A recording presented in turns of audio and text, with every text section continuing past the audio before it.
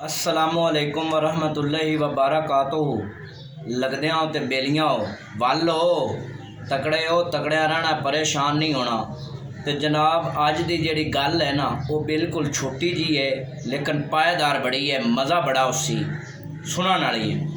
तो गल का जनाब आगाज़ करने, गल इंज है भी पुराने ज़माने विच ना, पुराने वक्त विच तराए औरतां आउंदियां ने ते ओह खूह ते बह के ना पानी भरदियां पियाउंदियां ने।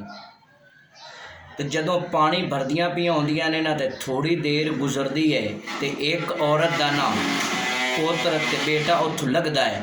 तो जदों लगदा है ना, वह माँ नूं वेखदा है ते वेख के ते नहीं गुजर जाता है, लेकिन माँ ले नहीं हुंदा। ते उनकी माँ जिहड़ी है ना, बड़ी फखर दे नाल पता की दूसरिया औरतों नूं आंदी है, वो आंदी कि यह जिहड़ा मेरा बेटा है ना, ये माशाअल्लाह इंग्लिश मीडियम स्कूल विच पढ़दा पिया। वो लड़का गुजर जाता है, थोड़ी जे देर लंघदी है ना, तो जनाब दूसरी औरत का पुत्र आउंदा है, छौर आउंदा है, तो वह भी माँ नूं वेख के तो उत्थों गुजर जाता है। तो उनकी माँ बड़े फखरिया लहजे दे विच पता की आंदी है, मेरा जिहड़ा बेटा है ना BSc करदा पिया। जनाब थोड़ी देर गुजरती है तो जिहड़ी वो तीसरी औरत होंदी है, आखिरी औरत, उनका पुत्र आउंदा पिया हुंदा है। तो जदों माँ नूं वेखदा है ना, तो माँ दे कोल आ जाता है, तो सलाम लैंदा है, तो माँ दे कोलों वो घड़ा वो बर्तन लेके अपने मोढे ते रख लैंदा है, तो बाल्टी हत्थ च पकड़ लैंदा है, तो माँ नूं आंदा है, आ माँ चलीए घर। तो जदों इतनी गल करदा है ना, तो जिहड़ी उनकी माँ है वो पता है उन्होंने औरतों नूं की जवाब देंदी है। वो आंदी है कि जिहड़ा है मेरा पुत्र है ना, ये कुरान मजीद की तलीम हासिल करदा पिया, मदरसे दे विच पढ़दा है।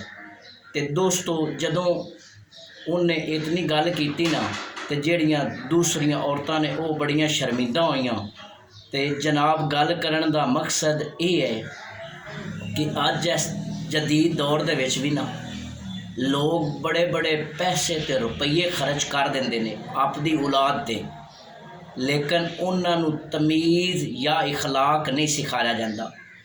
उन्होंने ते रुपया कोई डॉक्टर बनता पाया, कोई इंजीनियरिंग बनता पाया, कोई कुछ पे बनता है, कोई कुछ पे बनता है, लेकिन किसी का ध्यान ना साडे दीन अल्ले, साडे इस्लाम अल्ले नहीं है।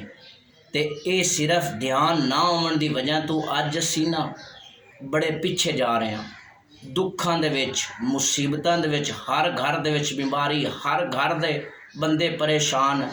तो इस वास्ते बेलियो ते लगदियो इंज नहीं होना चाहिए। साडा असल जिहड़ा मकसद है ना, साडा असल मकसद है इस्लाम दीन। इनके बारे भी सानू पढ़ना चाहिए है, इनके बारे पढ़ के ते सानू अमल करना चाहिए है। अल्लाह मेरे बेलियां ते सजना नू खुश रखे। अल्लाह निगहबान।